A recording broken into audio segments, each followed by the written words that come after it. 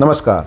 देखिए, अगर मैं आपको ये कहूँ कि राहुल गांधी जो है या कांग्रेस बिहार चुनाव शुरू होने से पहले वो हार गई है, तो आप कहोगे भी बीजेपी के एजेंट है, गोदी मीडिया, तमाम तरह की चीज़ें कोसोगे, जो कि स्वाभाविक भी है। जो कांग्रेस समर्थक है उनको कहना भी चाहिए। लेकिन अब मैं जो आपको फैक्ट बताऊंगा आके, उसके बाद जब वीडियो के आखिर में आप निश्चित तौर पर बदल जाओगे और मान लोगे कि कांग्रेस गलती कर बैठी है और राहुल गांधी ने बना बनाया जो मौका है, जिसको कहते हैं ना कि बनी बनाई जो बिसात है, वो ख़राब कर दी है और बीजेपी का फ़ायदा वो कर रहे हैं।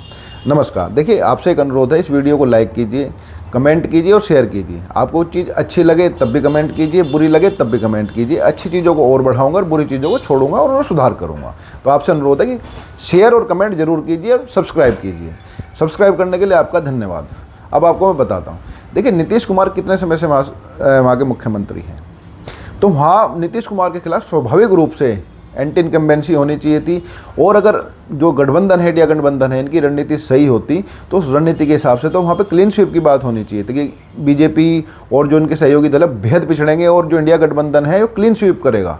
ये वहाँ तो होना ही नहीं चाहिए था कि वहाँ कड़ी टक्कर है, कड़ी टक्कर है। भाई, एक मुख्यमंत्री इतने समय से वहाँ मुख्यमंत्री है, नीतीश कुमार लगातार वही मुख्यमंत्री हैं वहाँ पे जो है, तो उसके बावजूद उनके खिलाफ एंटी इनकम्बेंसी का फ़ायदा उठाने की बजाय राहुल गांधी और कांग्रेस ने ऐसे कदम उठाए हैं कि जिसका फ़ायदा नीतीश कुमार को हो रहा है। देखिए, राहुल गांधी को सबसे पहले तो ये समझना चाहिए कि जो आरजेडी है, आरजेडी के ऊपर एक टैग लगा हुआ है जंगल राज का।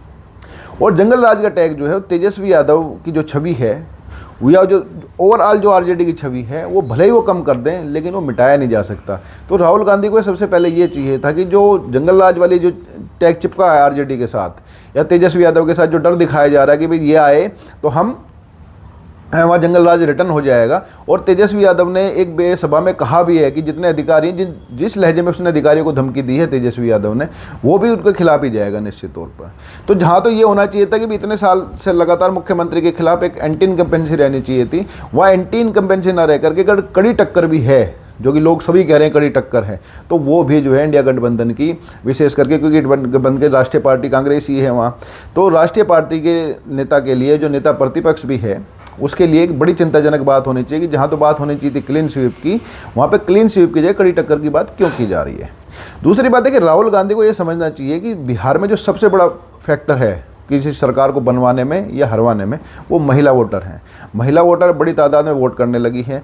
और चुनाव से ठीक पहले जिस तरह से नीतीश कुमार ने या मतलब कि एनडीए की सरकार ने उनके खाते में 10-10 हज़ार रुपये दिए हैं, इतिहास में अब तक ऐसा नहीं हुआ कि चुनाव से पहले इतनी बड़ी राशि किसी के खातों में दी गई। आप इसको चुनावी रिश्वत कह लो, कुछ भी कह लो, लेकिन हकीकत है 10,000 रुपये उनके खातों में गए हैं। तो एक तो नीतीश कुमार की महिलाओं के बीच में छवि वैसे ही अच्छी है, सुशासन के बाबू के नाम से जाने जाते हैं, और शराबबंदी को लेकर भी उनको जो लोकप्रियता जो है नीतीश कुमार की महिलाओं के बीच ज़बरदस्त है, क्योंकि शराबबंदी पर महिलाएँ वहाँ काफ़ी परेशान थी और शराबबंदी के फैसले से वो खुश भी हैं। तो राहुल गांधी को कोई ना कोई ऐसा जरूर इंतजाम करना चाहिए था, कोई ना कोई मतलब इंडिया गठबंधन को जरूर इंतजाम ऐसा करना चाहिए था कि जो नीतीश कुमार की जो पॉपुलैरिटी है महिलाओं में, उसको काउंटर करने के लिए कुछ ना कुछ अपनी तरफ से भी लाया जाए। लेकिन अभी तक उन्होंने ऐसा कुछ नहीं किया, बल्कि इसके ठीक उलट, जैसे ही चुनाव की घोषणा हुई, चुनाव की घोषणा होती ही राहुल गांधी विदेश निकल गए।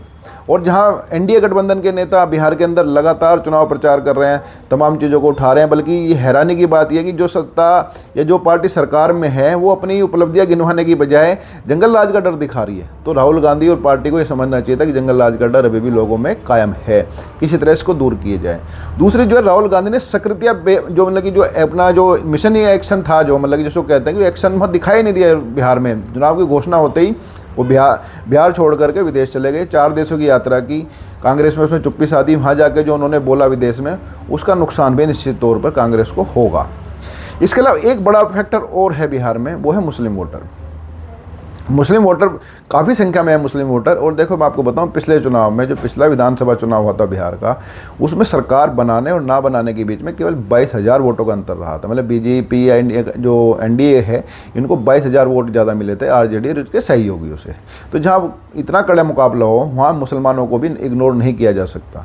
अब इंडिया गठबंधन और राहुल गांधी ये मान करके बैठे हैं और तेजस्वी यादव ये मान करके बैठे हैं कि भाई मुसलमानों के पास मजबूरी है और तुम्हारे अलावा जाएंगे कहाँ। लेकिन इस जाएंगे कहाँ में जो एंट्री है वो है इसकी ओवैसी की।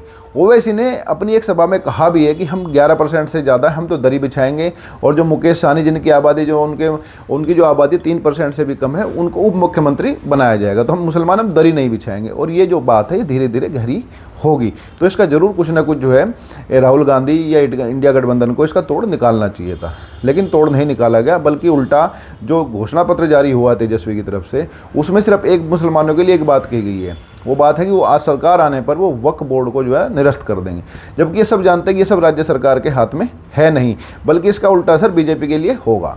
अब इसके साथ बात एक और, राहुल गांधी ने अभी कुछ समय पहले एक मित्र के साथ चैट कर रहे थे, एक पत्रकार हैं उनके साथ जो बड़े अभिन्न मित्र हैं, उनके साथ चैट में उन्होंने कहा कि दिख तो हमें भी रहा, दिक्कत है ऐसी है। तो उस चैट्स के बाद भी ये लगने लगा कि राहुल गांधी शायद बिहार चुनाव को लेकर के इतने सीरियस नहीं है जितना सीरियस उनको होना चाहिए था। देखिए नेता प्रतिपक्ष हैं, कांग्रेस बड़ी पार्टी है, राष्ट्रीय पार्टी है उसमें इंडिया गठबंधन में, और बिहार में जिस तरह से उन्होंने इसको मैनेज किया है उससे राहुल गांधी और कांग्रेस निश्चित तौर पे लग रही है चुनाव लड़ने से पहले ही हार मान चुकी है। देखिए बिहार में कांग्रेस ने प्रभारी बनाया, जो बिहार कांग्रेस का प्रभारी है वो कृष्णा लावरू है। जो कृष्णा लावरू है, ये कृष्णा लावरू और तेजस्वी के बीच में, मतलब जिसको कह सकते हैं कृष्णा और तेजस्वी के बीच में ईगो की लड़ाई इतनी ज़बरदस्त रही कि जब जब सीट शेयरिंग की बातें हुई, कभी कृष्णा ने तेजस्वी को 1.5 घंटे वेट कराया, कभी तेजस्वी ने जो है कृष्णा को 3 घंटे वेट कराया, और बल्कि कांग्रेस के कार्यकर्ताओं ने कृष्णा को, जो मतलब बिहार कांग्रेस का प्रभारी है, उसको एयरपोर्ट पे दौड़ा लिया था टिकट बंटवारे को लेकर के और सहयोगी दलों से तालमेल को लेकर के। तो जो ऐसा आदमी इन्होंने वहाँ प्रभारी बना रखा है जो कार्यकर्ताओं को नहीं संभाल पा रहा है, जो पार्टी को नहीं संभाल पा रहा है, बल्कि जो तुम्हारे सबसे बड़ा जो घटक है कांग्रेस के साथ बिहार में आरजेडी, उसके जो सबसे बड़े नेता है उसी के साथ उसके संबंध खराब है, अभी से ईगो क्लेश है। तो इसका असर भी निश्चित तौर पर जो है सीट शेयरिंग में हुआ है, और इसका जो कांग्रेस के जो कार्यकर्ता हैं उनके मनोबल पर असर पड़ा है। और अब ये देखो, जैसे मैंने आपको स्टार्टिंग में बताया था कि लगभग 22,000 वोटों का अंतर ही रहा था पिछली बार विधानसभा चुनाव में, जो आरजेडी उनके सहयोगी में और इधर जो बीजेपी और ये जेडीयू के साथ मिला करके।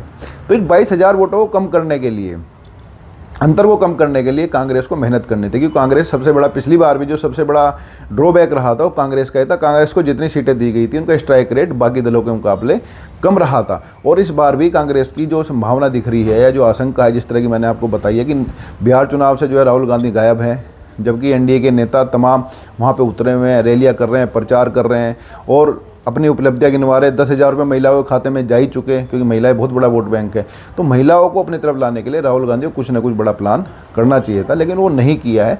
तो आप ये कह सकते हैं, जब ये जो मैंने आपको सारे फैक्ट बताए ये बिल्कुल ये बताते हैं कि राहुल गांधी और कांग्रेस वहाँ चुनाव लड़ने से ही पहले ही हार मान चुकी है, और जिस मन से, जिसको कहते हैं बेमन से चुनाव वहाँ पर लड़ रही है, क्योंकि बीजेपी को जो फाइट है या बीजेपी की जो टक्कर है वो बेमन से नहीं दी जा सकती। उनको टक्कर देने के लिए तो मैदान में खुल के उतरना पड़ता है, लेकिन राहुल गांधी खुलकर मैदान में उतरने के बजाय पर्दे के पीछे कहीं ना कहीं लगता है विदेश जा करके और इधर उधर की बातें कर करके, और कृष्णा जैसे आदमी को वहाँ बिहार का प्रभारी बना करके कांग्रेस का बीजेपी की मदद ही कर रहे हैं, क्योंकि इस तरह से, इन हरकतों से और इस तरह की खराब प्लानिंग से बीजेपी को हराया नहीं जा सकता।